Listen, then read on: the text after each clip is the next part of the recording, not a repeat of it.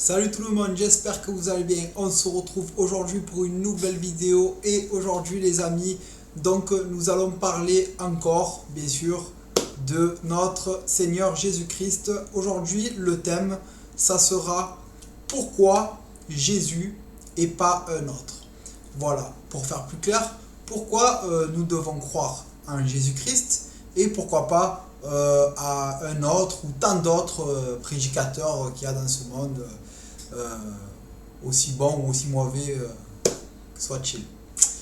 Au nom du Père, du Fils et du Saint-Esprit, tout de suite les amis, nous allons un peu regarder où nous en sommes et comment le Christ a été prophétisé bien avant l'arrivée de sa propre venue les amis.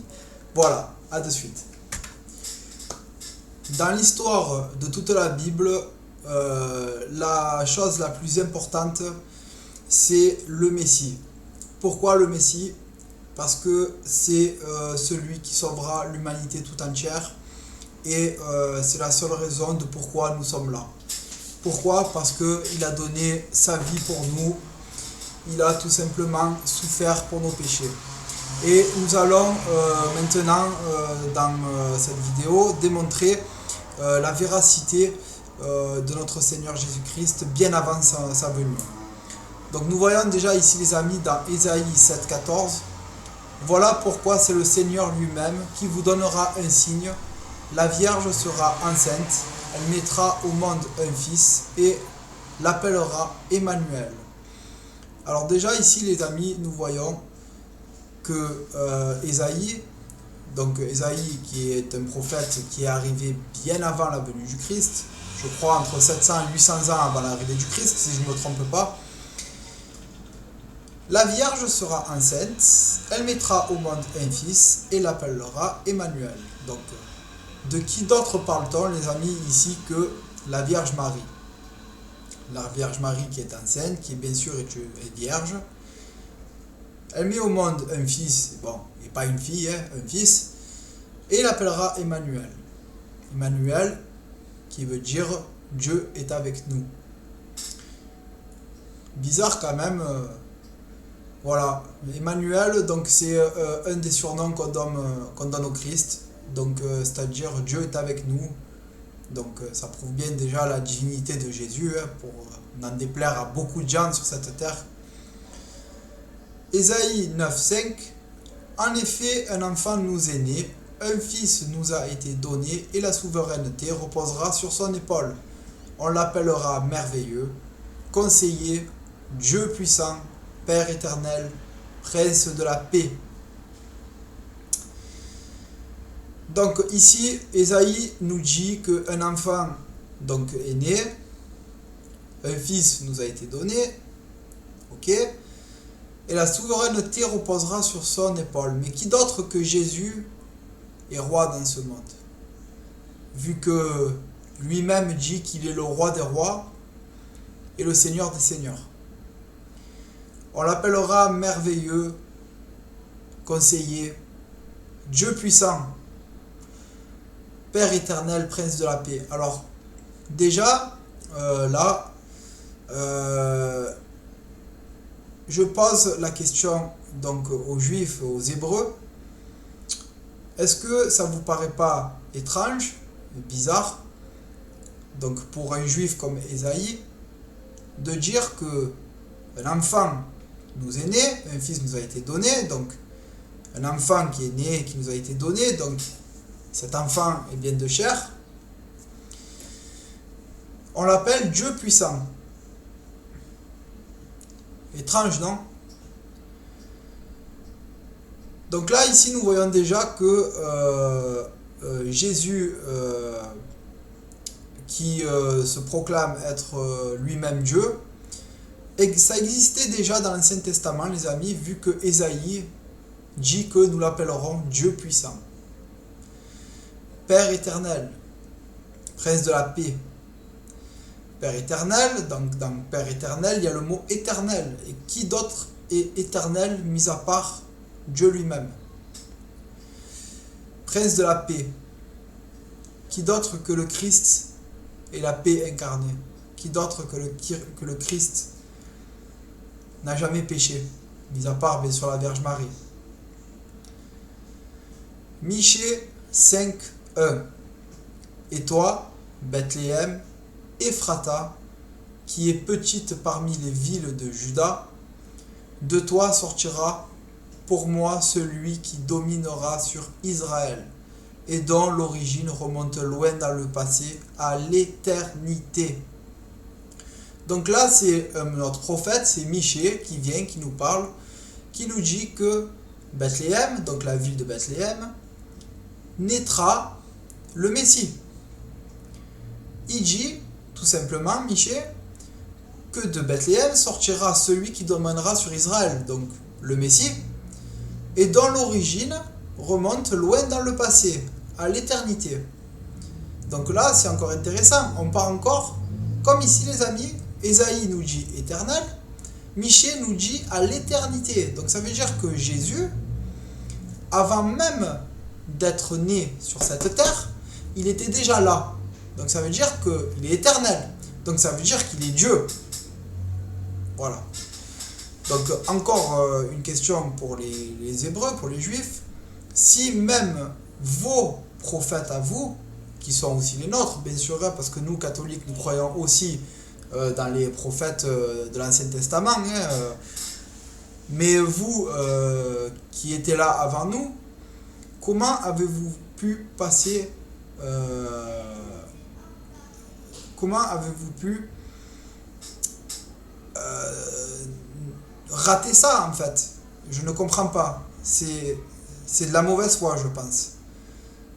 Là, il est le Père éternel, là, il est le Dieu puissant, et là, il est loin dans le passé, à l'éternité. Donc là, déjà, ça fait 3 fois que vos prophètes disent que Jésus est Dieu. Continuons. Zacharie 9:9. Encore un prophète de l'Ancien Testament. Réjouis-toi, fille de Sion, lance des acclamations, fille de Jérusalem. Voici ton roi qui vient à toi. Il est juste et victorieux. Il est humble et monté sur un âne, sur un ânon, le petit d'une ânesse. Donc là, nous voyons Zacharie qui prophétise que Jésus viendra donc à Jérusalem, donc à Sion. Il dit, voici ton roi qui vient à toi. Donc, clairement, donc Jésus, là, est roi. D'accord? Les prophètes eux-mêmes le disent dans l'Ancien Testament. Il est juste, donc il est juste. Il n'y a pas de mensonge en lui. Il est victorieux, donc il est victorieux de tout, et même de la mort. Il est humble, et oui, Jésus est humble. Il n'a jamais péché, il est bon. Il n'y a jamais eu de mensonge dans sa bouche. Et monté sur un âne, sur un ânon, le petit d'une ânesse. Je vous laisse vérifier dans l'évangile. Vous verrez que Jésus, effectivement, quand il est arrivé donc à Jérusalem, il était donc monté sur le dos d'un petit ânon. Et les gens l'accueillaient et disaient, voici notre roi, voici le Messie, Jésus. C'est pour cela que nous croyons que bien évidemment Jésus est le Messie, puisqu'il a été prophétisé bien avant sa propre venue, comme dit en début de vidéo. Continuons les amis. Psaume 22, 17, 19.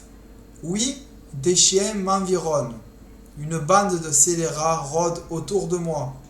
Ils ont percé mes mains et mes pieds. Je pourrais compter tous mes os. Eux, ils observent, ils me regardent. Ils se partagent mes vêtements. Ils tirent au sort mon habit. Donc là, nous voyons, donc nous sommes dans les psaumes, donc les psaumes du roi David, qui bien sûr, donc Jésus est de la lignée de David. Donc le roi David, dans ses psaumes, nous dit que des chiens environnent le Christ. Donc, les chiens, bien sûr, il veut parler des Romains à l'époque et des Juifs qui ont voulu le crucifier, bien sûr. Une bande de scélérats rôde autour de moi. Ils ont percé mes mains et mes pieds. Donc, Jésus a été bien sûr crucifié. Voilà.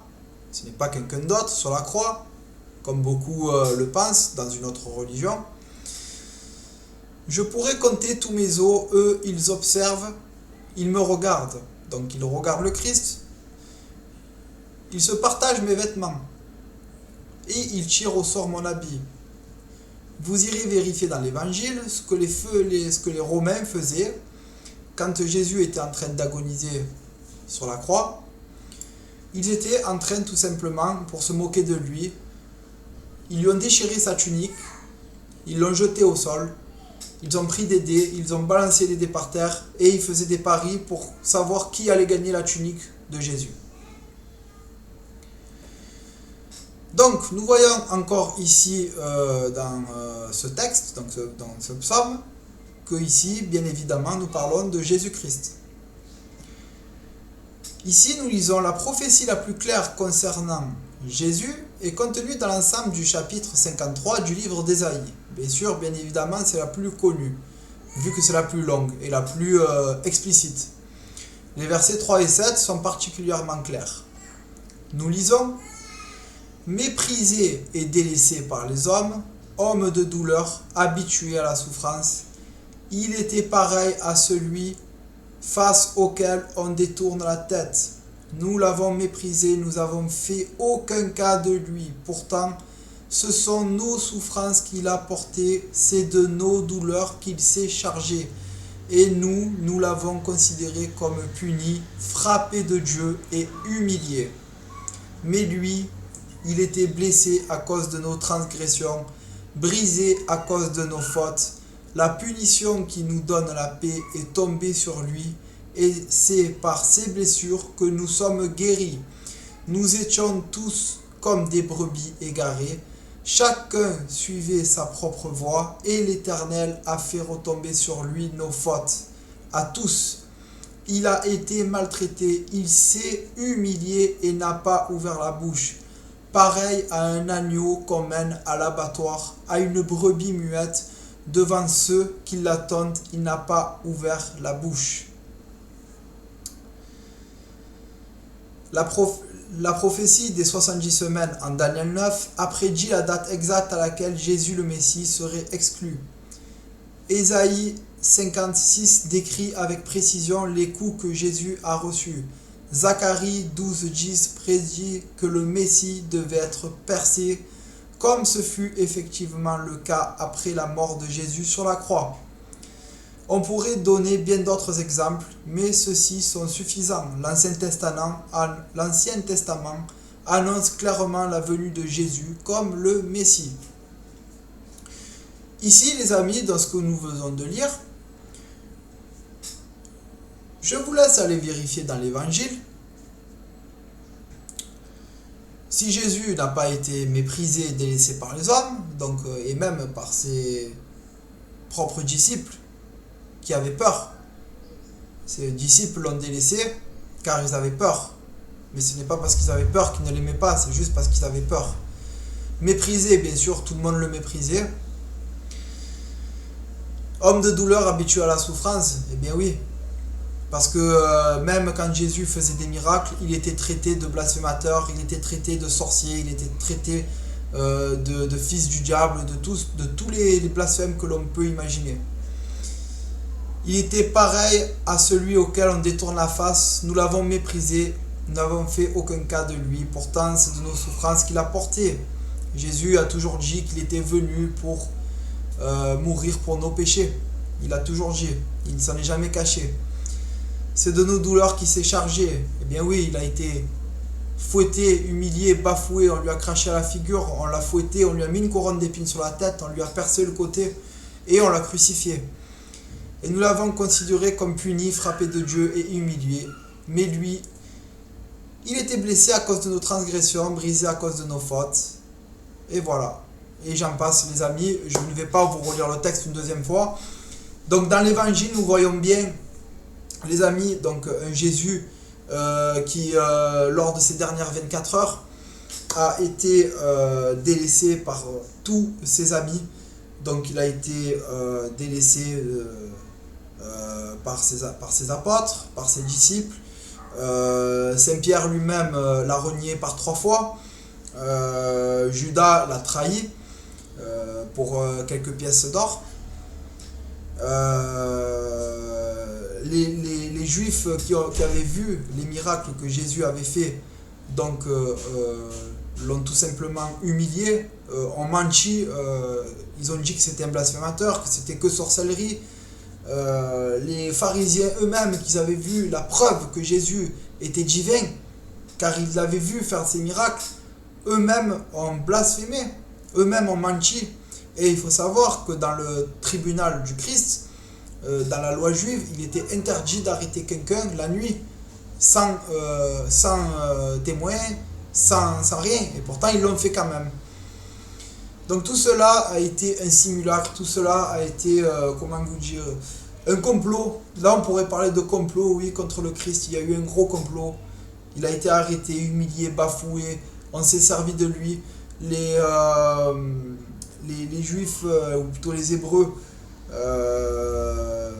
parce qu'ils n'avaient pas le droit de le faire mourir, ont appelé donc l'Empire romain pour qu'eux puissent le crucifier.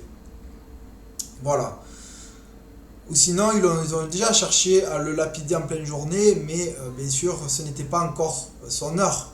Et ils n'ont pas pu le crucifier, ni le lapider, ni rien du tout, parce que tout simplement, Jésus est Dieu, et si Jésus n'était pas Dieu, il n'aurait pas choisi le moment et l'heure qu'il devait mourir, tout simplement. Car il aurait très bien pu mourir avant, et il aurait bien pu aussi se sauver de la croix, bien sûr. Mais ce n'était pas sa mission. Sa mission, c'était de mourir sur la croix et de nous sauver de tous nos péchés, par amour pour nous, bien sûr. Les amis, ici, je vous ai montré que dans l'Ancien Testament, déjà, on parlait déjà de Jésus avant que même il naisse. Et ça, c'était des siècles avant. En tout et pour tout, le Christ a été bafoué, humilié, mais avant ça, il a été acclamé. Et maintenant, je vais vous montrer pourquoi le Christ a été acclamé et pourquoi nous devrions croire en Jésus et rien qu'en Jésus. A de suite. Ici, les amis, nous avons une liste, d'accord, où il y a plusieurs miracles qui ont été accomplis dans l'Évangile par Jésus, par le Christ. Nous allons un peu regarder ce que Jésus a fait comme miracle. Donc nous avons les noces de Cana. Donc bien sûr, vous connaissez tous cette expression et vous connaissez tous ce miracle. C'est quand Jésus arrive et qui change l'eau en vin. Donc à part Jésus, donc jamais personne n'a changé de l'eau en vin. Donc premier miracle, Jésus change l'eau en vin. Ensuite, il y a eu la guérison d'un démoniaque à Capharnaüm. Donc là, nous voyons que il y avait un démoniaque à Capharnaüm, donc la ville de Capharnaüm, et Jésus l'a guéri, donc il n'était plus démoniaque, quoi. La pêche miraculeuse, donc là nous voyons la pêche miraculeuse, c'est tout simplement quand Jésus était sur la barque avec ses apôtres, que les apôtres n'arrivaient pas à pêcher, ils mouraient de faim, tout ça. Jésus arriva et il leur dit: jetez le filet sur la droite de votre bateau. Donc bien sûr les apôtres jetèrent le filet et miraculeusement une flopée de poissons arrivèrent dans les 10 secondes qui suivirent, alors qu'ils venaient de pêcher toute la matinée voire même la journée et ils n'avaient pas pêché un seul poisson. Donc nous voyons ici encore un miracle. Résurrection à Naïm.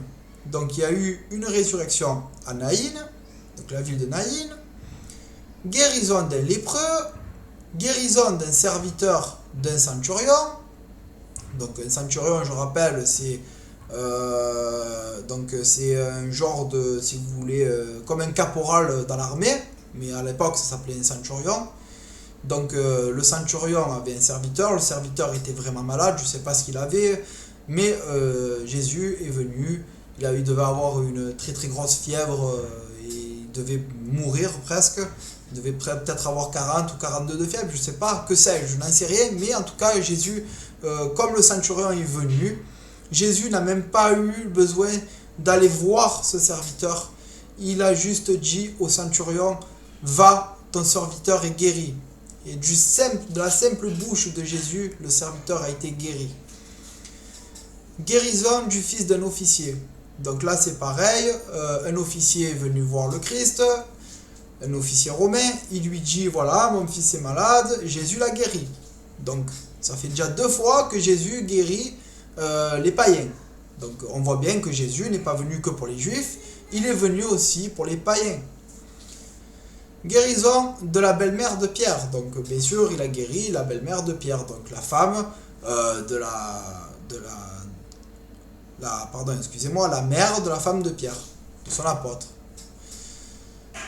Donc il a fait encore d'autres exorcismes à Capharnaüm, des exorcismes. Donc vous voyez que les exorcismes, ce n'est pas des trucs d'aujourd'hui de l'église catholique.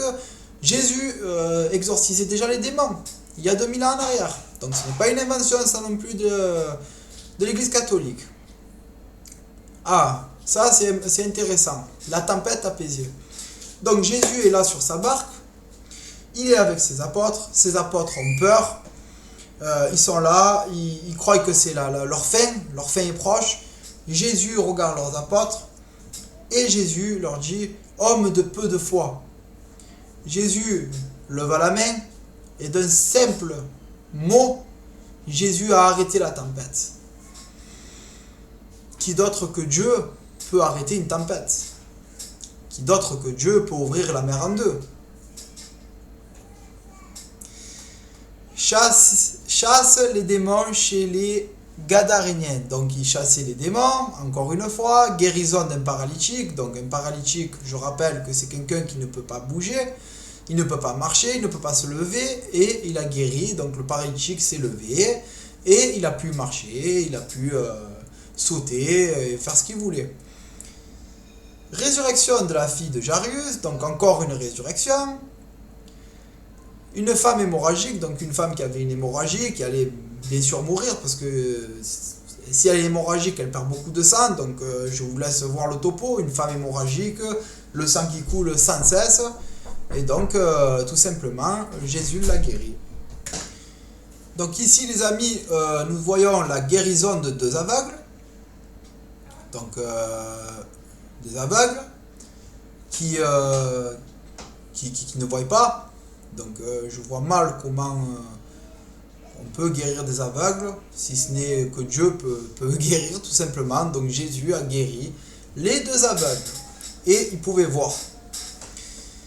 Donc encore une fois, guérison d'un démoniaque muet. Donc nous voyons encore là un exorciste. Guérison à la piscine de Bethsaïda, pardon.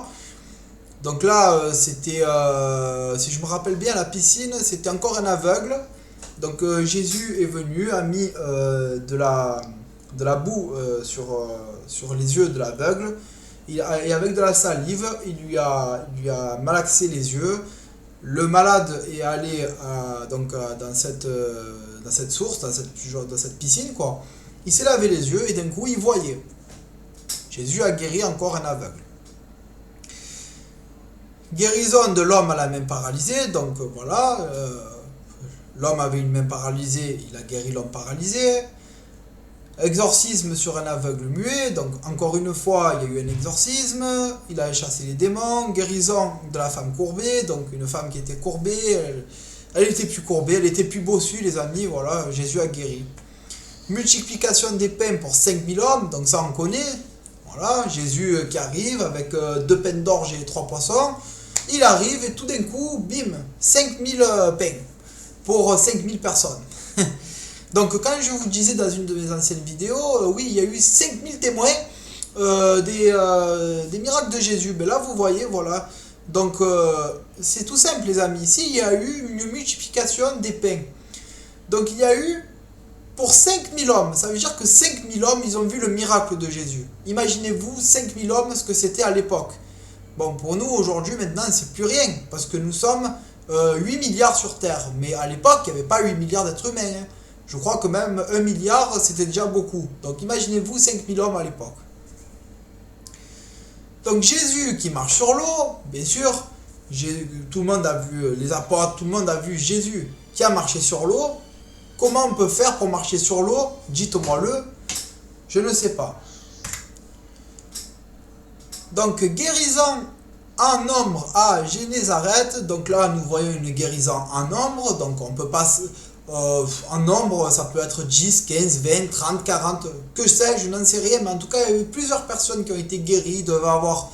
Il devait avoir des lépreux, il devait avoir des sourds, des muets, il devait avoir des aveugles, il devait avoir des gens qui avaient la rage, n'importe, je sais que sais-je les amis, pas la rage, mais vous savez, je suis marseillais un petit peu, mais que sais-je les amis, toutes sortes de maladies, des paralytiques, voilà quoi, il a guéri tout le monde. Guérison encore de la fille d'une cananéenne, guérison du sourd à Décapole, donc encore un sourd qui retrouve Louis, multiplication des pains pour 4000 hommes, encore une multiplication de pains, guérison de l'aveugle à Bethsaïda, ça on l'a déjà vu, transfiguration de Jésus, donc là c'est important les amis, transfiguration c'est quoi? Donc là, les apôtres étaient là, sur une genre de colline, une montagne si vous voulez, en Israël, donc en Palestine pour les plus intimes, parce qu'avant c'était la Palestine. Et là d'un coup, Jésus arrive, monte sur le sommet de la colline, et d'un coup, Moïse et Élie arrivent, et Jésus en plein milieu, et les trois sont transfigurés, ça veut dire qu'ils n'avaient plus leur corps de chair, ils avaient un corps fait d'esprit si vous voulez. Ils avaient l'apparence humaine, mais ils n'étaient pas humains. Ils étaient comme des silhouettes blanches si vous voulez, comme des âmes si vous voulez, voilà. Donc là, qui d'autre que Dieu peut lui-même s'enlever son corps de chair et être esprit, enfin, et être je ne sais pas comment vous expliquer, parce que nous sommes que des êtres humains, on ne peut pas expliquer ça. Ce n'est pas possible. Et c'est des corps spirituels, voilà, des corps spirituels. Ça veut dire qu'on pouvait les voir, ils avaient forme humaine, mais on ne pouvait pas les toucher. Guérison d'un épileptique. Donc voilà, un épileptique, Jésus arrive, bim, allez, merci l'épileptique, tu es guéri. Pièce dans la bouche d'un poisson. Donc là, ça par contre, je suis désolé, je ne sais pas trop ce que c'est. Mais bon, apparemment c'est un miracle, ça je ne sais pas trop ce que c'est, je ne vais pas vous m'avancer les amis. Guérison d'un homme rempli d'œdème, donc voilà, les œdèmes et tout ça, vous savez ce que c'est sur les corps, donc il a été guéri. La guérison encore de 10 lépreux, donc encore 10 lépreux qui se présentent à Jésus, il les guérit. Guérison d'un aveugle-né. Guérison de l'aveugle, des 2 aveugles près de Jéricho, résurrection de Lazare, donc son ami d'enfance, Lazare. Et il faut savoir que Lazare était enterré depuis 3 jours. Il a été enseveli depuis 3 jours. Lazare était dans la tombe depuis 3 jours, donc je vous laisse deviner l'odeur que ça avait, le corps qui était en train de se décomposer, et bim, Jésus arrive, Lazare, lève-toi et marche.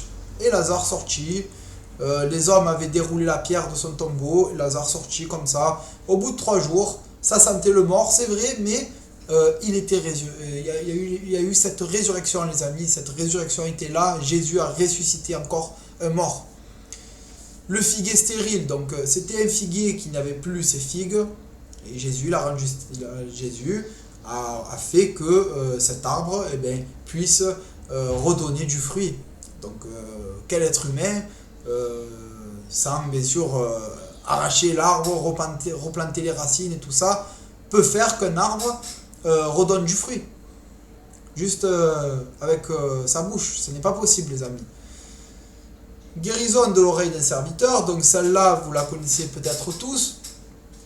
Jésus se fait arrêter à Gethsémani, Saint-Pierre arrive, il coupe l'oreille du serviteur du garde du temple, parce que Jésus est en train de se faire arrêter.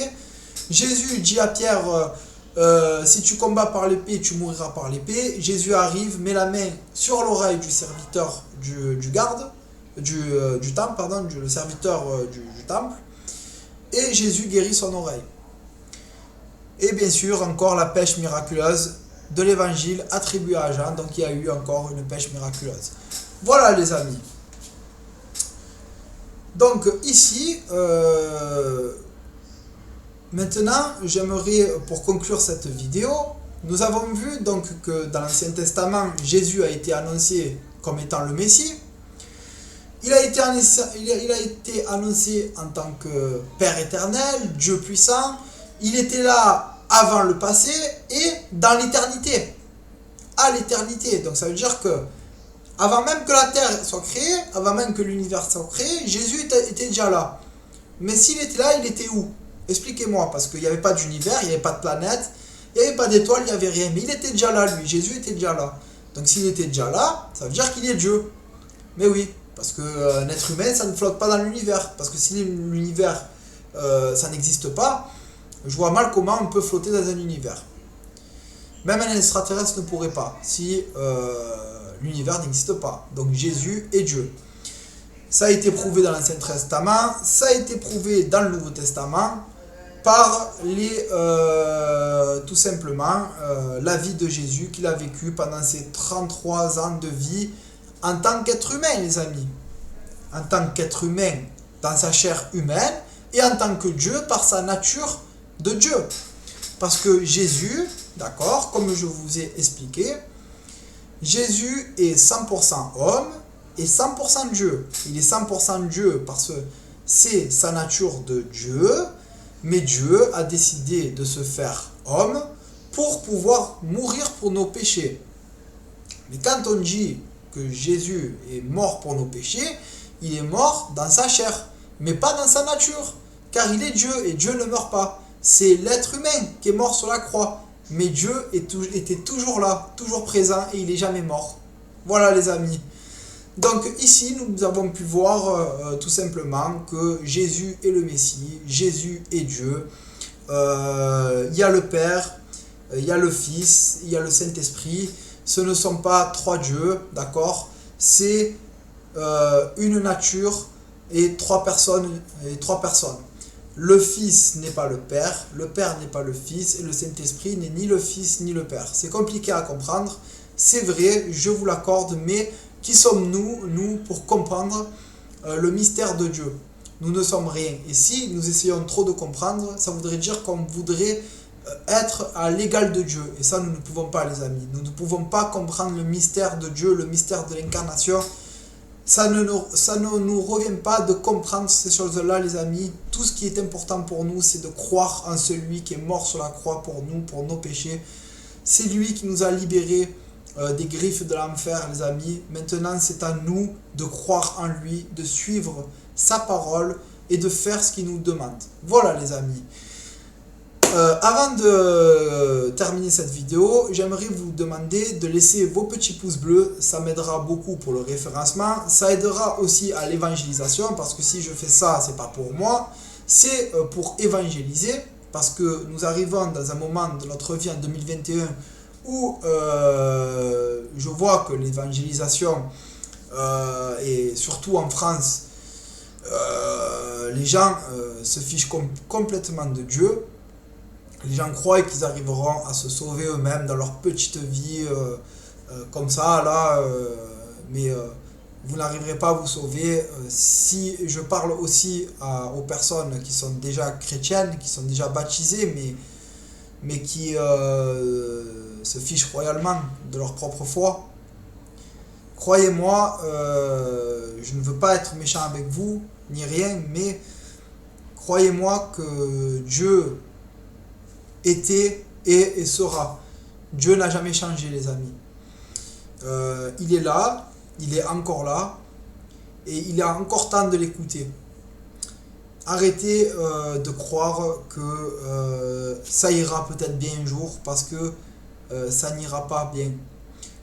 Au plus les jours passent, au plus les minutes, les mois, les secondes passent, au plus la vie sera dure, au plus la vie va nous abattre, au plus la vie va nous achever, parce que c'est le but de cette vie, les amis. C'est le prince de ce monde qui dirige ce monde, et pour l'instant c'est lui. Il a, je dirais, il a pas l'autorité, mais il a la permission de Dieu pour l'instant. Mais un jour, les amis, viendra la rédemption. Donc, je ne vais pas vous dire soyez prêts car le Seigneur arrive. Je vais vous dire tout simplement, nous aurons dû être prêts depuis longtemps. Le Seigneur nous a laissé une parole, le Seigneur nous a laissé un évangile, le Seigneur nous a laissé son église, l'église catholique, le Seigneur nous a laissé sa communion, son corps et son sang, le Seigneur nous a laissé ses prêtres pour nous confesser, le Seigneur nous a laissé des signes, le Seigneur nous a laissé son amour et sa miséricorde, il nous a montré comment il fallait faire pour être sauvé. Donc ne passez pas à côté, ne soyez pas égoïstes et commencez à vous intéresser parce que je ne suis pas un prophète de malheur, je ne vous dirai pas que c'est la fin du monde, je ne vous dirai pas que nous sommes à la fin des temps, je ne vous dirai pas tout cela. Mais en tout cas, ce qui est sûr, c'est que même si ce n'est pas la fin du monde, même si ce n'est pas la fin des temps, si demain, il nous arrive quelque chose, les amis, que ce soit pour moi ou pour n'importe qui, un accident, qu'importe, que nous mourrons dans le péché mortel, est-ce que vous croyez que le Seigneur sera miséricordieux alors qu'il nous a laissé tant de temps tout simplement pour nous repentir? Pensez-y les amis, c'est pour votre bien. N'ayez pas peur, n'ayez pas crainte d'aimer le Seigneur. Si vous aimez le Seigneur, vous savez que un jour la rédemption viendra et nous serons récompensés, peut-être pas dans ce monde parce que ce monde n'est que mensonge et supercherie, mais nous serons récompensés dans l'autre monde, et l'autre monde, ça sera un monde éternel. Éternel les amis, qui ne se finira jamais, alors que ce monde-là, il se finira. Que ce soit avec vous ou sans vous, ce monde-là se finira et il sera fini. Donc qu'importe d'avoir les honneurs des hommes ou des femmes, qu'importe d'avoir les honneurs de ce monde, il faut s'en foutre totalement les amis. Il faut garder tête, il faut garder espoir en Jésus-Christ, foi et amour en Jésus-Christ. Au nom du Père, du Fils et du Saint-Esprit. Amen. Soyez tous bénis et surtout que notre Seigneur nous bénisse et nous protège et que la Sainte Vierge Marie intercède pour nos prières. Amen.